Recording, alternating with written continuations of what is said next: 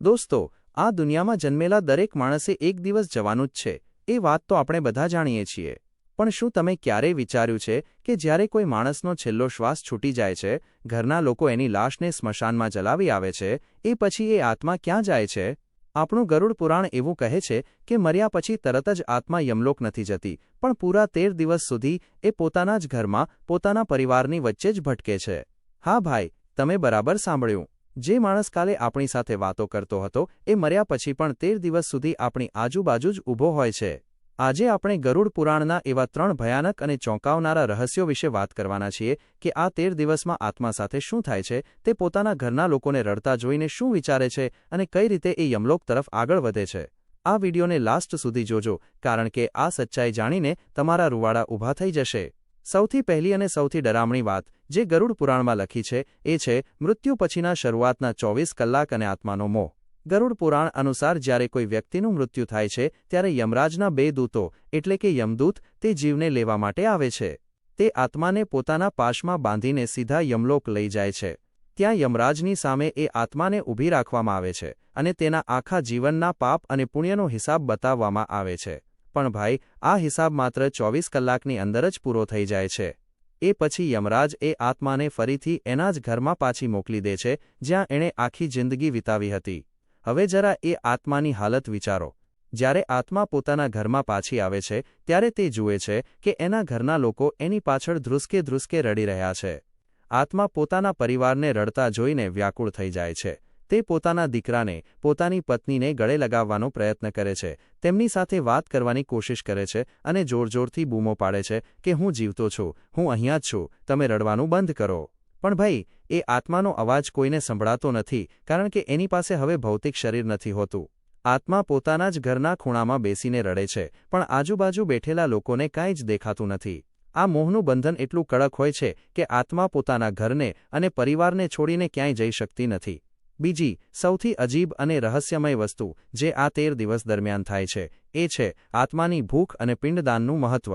હવે તમારા મગજમાં પ્રશ્ન થશે કે ભાઈ, જો આત્મા ઘરમાં જ હોય તો એ ખાય છે શું? એને ભૂખ તરસ લાગે ખરી? તો ગરુડ પુરાણમાં બહુ સ્પષ્ટ લખ્યું છે કે મર્યા પછી આત્માનું શરીર અંગૂઠા જેટલા સાઇઝનું એટલે કે આતશબાજી જેવું સૂક્ષ્મ થઈ જાય છે. આ સમયે એને ભયંકર ભૂખ અને તરસ લાગે છે, પણ તે નોર્મલ અનાજ કે પાણી ગ્રહણ કરી શકતી નથી. એટલા માટે જ આપણા સનાતન ધર્મમાં મૃત્યુ પછી રોજ પિંડદાન અને દૂધ પાણી આપવાની પરંપરા છે. ઘરના લોકો જે પિંડદાન કરે છે, જે ભોજન કાગડાને કે ગાયને ખવડાવે છે, એમાંથી એ આત્માને સૂક્ષ્મ રીતે ઊર્જા અને તાકાત મળે છે. ગરુડ પુરાણ કહે છે કે શરૂઆતના 10 દિવસ સુધી અપાતા પિંડદાનથી આત્માના સૂક્ષ્મ શરીરના અંગો બને છે. 11મા અને 12મા દિવસે આત્માને ભોજન મળે છે, જેથી એનામાં ચાલવાની શક્તિ આવે. પણ જરા વિચારો, જે પાપી લોકોના ઘરે એમના દીકરાઓ કે સગા સંબંધીઓ પ્રોપર્ટીના ઝઘડામાં પડીને વિધિવિધાન નથી કરતા, પિંડદાન નથી કરતા, એ આત્મા ભૂખ અને તરસના લીધે પલંગ પાસે બેસીને ભયંકર તડપે છે. તે ભૂખી તરસી હવામાં હાથ પછાડે છે અને પોતાના જ પરિવારને શ્રાપ આપીને ત્યાંથી નીકળે છે. એટલે જ 13 દિવસની વિધિ બહુ જ જરૂરી માનવામાં આવે છે. ત્રીજી અને સૌથી ભયાનક ઘટના જે 13મા દિવસે બને છે એ છે 13માની વિધિ અને યમલોકની છેલ્લી સફર. જ્યારે ઘરમાં 13 દિવસ પૂરા થાય છે અને 13મું કે કારજ કરવામાં આવે છે, ત્યારે આત્માનો આ ઘરમાં રહેવાનો સમય પૂરો થઈ જાય છે. 13મા દિવસે બ્રાહ્મણો દ્વારા જે દાન પુણ્ય કરવામાં આવે છે તેનાથી આત્માને વૈતરણી નદી પાર કરવાનું ભાથું મળે છે. એ પછી અચાનક ઘરની વચ્ચે યમદૂતો ફરીથી પ્રગટ થાય છે. આ વખતે આત્મા સમજી જાય છે કે હવે એનું આ ઘરમાં કોઈ સ્થાન નથી રહ્યું. 13મા દિવસની પૂજા પૂરી થતાં જ યમદૂતો એ આત્માને ગળામાં પાશ નાખીને ખેંચી જાય છે. આ સફર કોઈ સામાન્ય સફર નથી હોતી ભાઈ. યમલોકનો રસ્તો આશરે 86,000 યોજન લાંબો છે, જ્યાં આત્માએ પૂરા 47 દિવસ સુધી સતત ચાલવું પડે છે. રસ્તામાં ભયંકર ગરમી, સળગતી રેતી અને લોહીપરુથી ભરેલી વૈતરણી નદી આવે છે. જે માણસે આખી જિંદગી સારા કામો કર્યા હોય, ભગવાનનું નામ લીધું હોય, એ આ સફર આસાનીથી કાપી નાખે છે અને એને લેવા માટે સ્વર્ગના વિમાન આવે છે. પણ જેમણે આખી જિંદગી કાળા કામો કર્યા હોય, બીજાનું પડાવી લીધું હોય, એ આત્માને યમદૂતો રસ્તામાં કોરડા મારી મારીને ઘસી જાય છે, જેનાથી આત્મા દર્દના માર્યા ચીસો પાડે છે, પણ ત્યાં એની રક્ષા કરવાવાળું કોઈ હોતું નથી. તો ભાઈ, ગરુડ પુરાણની આ આખી વાત આપણને એ જ સમજાવે છે કે આપણે ગમે તેટલો અહંકાર કરીએ, ગમે તેટલી માયા ભેગી કરીએ, પણ છેલ્લે તો માત્ર આપણા કરેલા પુણ્ય જ આપણી સાથે આવવાના છે.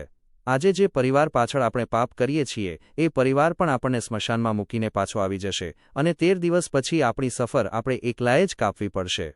એટલે જ આજથી જ સારા કામો કરો, કોઈનું હેચરાબ ના ઈચ્છો અને પ્રભુના ચરણોમાં ધ્યાન ધરો. તો દોસ્તો, ગરુડ પુરાણનો આ ખુલાસો તમને કેવો લાગ્યો? શું તમે ક્યારેય તમારા ઘરમાં 13 દિવસ દરમિયાન આવી કોઈ અજીબ ઉર્જા અનુભવી છે?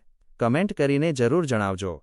વિડિયો સારો લાગ્યો હોય તો લાઇક અને શેર ઠોકી દેજો અને ચેનલને સબસ્ક્રાઇબ કરવાનું ભૂલતા નહીં.